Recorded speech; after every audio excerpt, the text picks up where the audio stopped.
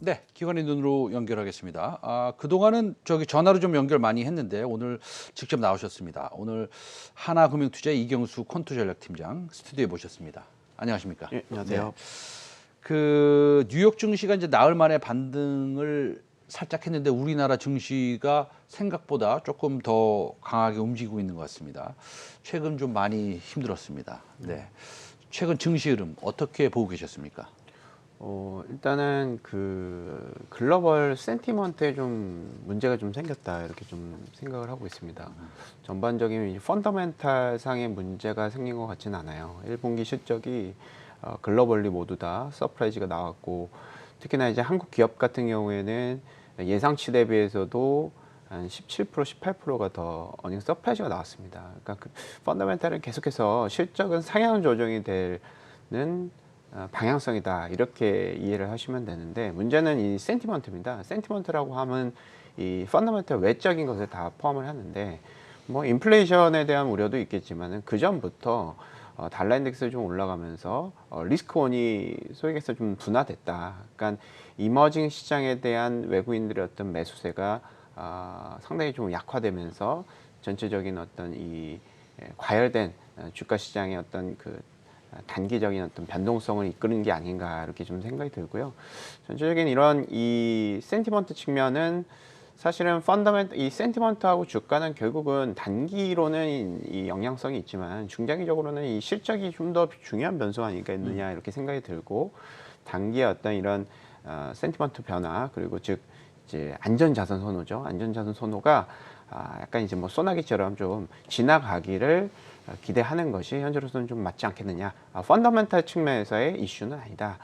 이렇게 좀 보고 있습니다. 네. 뭐 저희 이제 최상민의 비시아대에 초대되는 뭐 센터장님부터 시작해서 여러 전문가들이 많이 나오셔서 본인의 의견을 좀 조심스럽게 말씀을 좀 해주시는데요. 이 경기 민감주가 뭐 사실 강세를 보였죠. 네. 그렇죠. HMM 같은 것도 뭐 7, 8배 올라가고, 그렇죠. 예. 철강주도 마찬가지고 조선주도 마찬가지입니다. 그런데 지금에 와서 보면 이거 좀 너무 심하게 많이 올라간 것 같지 않느냐라는 생각을 좀 하게 됩니다. 특히나 주식 차트를 보고 있으면 그런 생각을 하게 되죠. 펀드멘탈을 맞습니다. 보지 않고. 예. 자, 지금에 와서는 어떻게 해야 되는 겁니까? 경기 민감주가 아직은 저평가 영역은 맞는 것 같습니다. 그래요? 그러니까 한국의 전체적인 이 PER 12월 예상으로 본다면 13배에서 14배 정도로 추정이 되는데, 이런 경기 민감주 같은 경우에는 말씀해 주셨던 이제 해운주들 같은 경우에는 올해 이익이 이제 완전히 흑전이 되면서 PER이 아직까지도 한 4배, 5배 수준에 불과합니다. 사실은 이 적자였을 때는 밸류에이션을 할 수가 없죠. 이익이 마이너스이기 때문에 밸류에이션 수치가 마이너스가 나옵니다. 그래서 이때는 상당히 고평가 영역으로 예상이 됐습니다. 그렇지만 지금 상황에서는 전체적인 시장보다 상당히 좀 낮은 상황이고, 지금 실적이 다 좋지 않겠습니까? 지금 전체적으로 이제 어닝 서프라이즈가 모든 이 기업들에서 다 나타난다라고 말씀을 드렸습니다. 그리고 이 실적은 3분기까지 계속해서 우상의 곡선을 그릴 거예요. 한국의 코스피 영업이익이 예상치 기준으로 3분기에 57조 원이 예상이 됩니다. 이거는 사상 최고의 이익입니다. 이렇게 계속해서 실적은 좀 상향 조정이 되고 있는 상황에서 실적이라는 변수보다는 오히려 밸류에이션 측면의 어떤 변수가 조금 더 주목이 된다라는 의견은 저희 이제 보고서를 통해서 많이 말씀을 드렸습니다.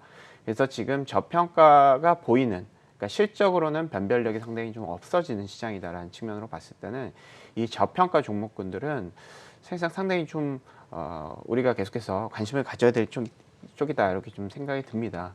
그리고 뭐 해운 쪽도 뭐 5배 정도 되지만 뭐 철강, 뭐 화학, 뭐 건설, 이런 이제 경기 민감주 중에서도 특히나 올해 실적이라든지 뭐 올해 시가총액 이런 것들을 같이 감안했을 때 PER이 상당히 좀 낮은 종목군들이 좀 많기 때문에 이들 쪽에 대한 어떤 관심이 높아진다. 그리고 지금 금리도 올라가고 있는 상황 아니겠습니까? 그 금리가 올라간다는 거는 조달 금리가 높아지는 것이고, 이 자산군의 그 변화가 일어납니다. 채권으로 옮겨가거나 아니면 주식 안에서 기대 수익률이 높은, 즉 PER의 역수로 이론적으로 볼 수가 있겠습니다. PER이 낮은 쪽이 기대 수익률이 높을 수가 있겠죠. 이런 약간 이 금리가 올라갔을 때는 좀 투자자의 어떤 자금 자체가 좀 보수적이고 안정적으로 좀 많이 변합니다. 그런 측면에서 이 저평가 경기 민감주가 다 좋다라고는 생각하지 않지만 거기서 저 PER이 상당히 시장 대비해서 많이 부각이 되는 이런 대상군 같은 경우에는 현재로서는 상당히 좀 박앤세일을 하는 그런 상황이 아니겠느냐, 이런 생각이 들고요. 이렇게 보면 이 경기 민감주의 어떤 그 이익의 트렌드는 백신이 이제 계속해서 계속 확보가 되고 전체적인 경기가 회복이 되면서 정상화된다, 컨택트 시장으로 된다라는 그런 가정에서도 어느 정도 좋을 수가 있습니다. 지금의 실적 자체는 지금 현재 나온 실적이지 미래 실적이 아직 크게 반영이 되고 있는 상황은 아닙니다. 그래서 추가적으로 경기 민감주들의 이익이 추가적으로 상향 조정이 된다면 저평가 메리트는 좀 더 부과이 될 수가 있는 거고, 이런 측면에서 시장은 지금 주가 측면에서는 과열이 됐지만 밸류에이션 측면에서는 아직 이제 업사이드가 있다라고 판단을 하고 있는 게 아닌가, 이렇게 좀 생각을 하고 있습니다. 실적들이 전부 다 좋게 나오면서 실적의 변별력은 없어진다 이렇게 말씀하셨는데 맞습니다. 그렇죠? 우리가 100% 성장하는 거는 뭐 성장의 축도 않기는 요새 뭐 슈퍼 서프라이즈가 너무 자주 나오고 있습니다. 그리고 철강, 건설 뭐 이쪽 다 아직도 해운 많이 저평가돼 있다 이렇게 말씀하셨는데, 우리가 데이터를 좀 만지시니까 제가 요거는 하나 여쭤보고 넘어가야 될 것 같은데, 요즘에 그 음식료주들이 상당히 그 좋아요. 네, 음식료 쪽의 데이터들은 어떻습니까? 음식료 업종도 상당히 밸류에이션이 쌉니다. 아, 일단 대표격이라고 하면 이제 CJ 제이제당이 네. 생각이 나는데요. 네네. 이 기업들도 보통 이제 평균적으로 이 음식료 업종의 PER이 네. 평균적으로 한 15배에서 20배까지도 막 나오거든요. 이게 네. 평균적으로 한 10년 이상 네. 평균. 그렇지만 지금은 CJ 제이제당과 이 음식료의 PER 자체가 8배에서 9배 수준까지 많이 떨어졌어요. 물론 이 업종군들은 경기 민감주는 아니겠지만 네. 제가 주목하고 있는 것은 경기 민감주, 뭐 경기 둔감주 이게 아니라 PER이 낮은 쪽에 대한 관심을 갖고 있거든요. 그래서 지금은 역사적인 평균 대비해 상당히 좀 저평가가 되어 있는 상황이 아니겠느냐, 이렇게 좀 생각을 하고 있습니다. 알겠습니다. 자, 음식료까지 말씀 들었고요. 굉장히 저평가돼 있다 이렇게 코멘트 해주셨는데, 지금 오늘 증시가 올라가고 있어요. 며칠 빠지다가. 근데 이제 우리 개인 투자자들이 알고 싶은 것은 너무 지지부진했으니까 대략 언제쯤 이 상승의 모멘텀이 생길까라고 하는 것이 사실 이거 답변 여쭤보기도 좀 민망하고 그럽니다. 사실은 이거 어려운 질문이죠. 이거 맞출 수 없는 질문인데, 그래도 이 증시 모멘텀이 생긴다면 어떤 걸로 인해서 모멘텀이 생기겠습니까? 일단은 좀 전에 이제 서두에서 제가 네. 글로벌 센티먼트에 대해서 말씀을 드렸습니다. 리스크 온이라고 하는 것은 이제 상당히 좀 경기에 대한 기대감이 있고 전체적인 유동성 장세에 대한 기대감이 있는 상황에서 외국인들이 국내 증시라든지 이머징 증시 많이 살 수 있는 리스크를 막 테이킹 하려고 하는 위험 선호 현상을 의미를 하고요. 그 반대 컨셉은 이제 달러 인덱스라든지 뭐 금이라든지 이런 안전 자산을 투자를 하려고 하는 그런 움직임이 관찰되는데, 지금 후자의 어떤 현상이 일어나고 있는 겁니다. 그래서 지금은 이게 해결이 돼야 됩니다. 펀더멘탈에 이상이 없는 것은 누구나 다 알고 있을 것이고, 전체적으로 저는 이머징뿐만 아니라 한국 시장에 외국인들의 매도세가 좀 둔화되는 타이밍을 좀 기다리는 것이 맞지 않겠는 생각이 듭니다. 물론 중장기적인 실적이라는 펀더멘탈 측면에서는 주가가 우상향 곡선을 그릴 것이다라는 의심의 여지는 없습니다. 그렇지만 단기 어떤 소나기가 오면 저희가 그것을 우산도 안 쓰고 그냥 가만히 맞고 있지는 않잖아요. 그래서 이런 단기적인 어떤 변동성을 조금 우리가 약간 민감하게 반응할 필요가 있다. 조금 더 주식을 싸게 살 수 있는 타임이라고 한다면 이것을 조금 기다렸다가 우리 오히려 지금은 이제 리서치의 시기로 보는 것이 맞지 않겠는 생각이 들어요. 밸류에이션 좀 싸고, 그리고 중장기적으로 우리가 성과가 좋을 수 있는 그런 대상을 계속해서 골라서 그런 쪽에 대한 저가 매수세를 보이는 것이 적합하다. 지금 어떤 뭐 시장을 전체적으로 산다거나 우리가 보유하고 있는 종목군들을 뭐 편에 하면서 그 종목군들에 대한 뭐 물타기를 한다거나 이런 측면보다는 조금 더 이런 상황에서 이성적으로 밸류에이션이 더 싼 종목군들이 나올 수 있다는 측면에서 본다면 계속해서 좀 리서치를 하고 우리가 좀 좋아하는 종목군들에서 후보군들 중에서 어느 종목군들이 좀 더 싸고 어느 종목군들이 싼지를 알기 위해서는 이 이익 추정치를 계속해서 봐야 됩니다. 이익이 어떻게 변하고 있고 시가총액이 어떻게 변하고 있는지 이런 것들을 같이 좀 고려를 하면서 리서치의 과정을 거치는 상황에서 오히려 이제 그 시기가 어떤 주식의 저점이 되지 않을까 이렇게 생각이 들고요. 지금은 좀 글로벌 안전자산 선호가 조금 변동성이 약화되는 것을 기다리는 것이 맞겠다 이렇게 판단합니다. 알겠습니다. 좀 정리를 해보면 사실은 오늘은 우리 연구위원님께서 말씀하시는 것은 밸류에이션으로 시작해서 밸류에이션으로 좀 끝나는 것 같아요. 사실은 실적은 문제가 없다라는 것이죠. 약간의 센티멘트가 문제가 있다라는 것인데, 그러면 이제 좀 전에 그 철강, 그다음에 건설, 음식료를 포함해서 여러 가지 이제 좀 약간 선호하시는 섹터를 말씀하셨으니까 실적에 대해서 좀 여쭤보겠습니다. 왜냐하면 아까 3분기 실적이 뭐 엄청날 수 있다, 사상 최고다 이런 말씀 언급하셨잖아요.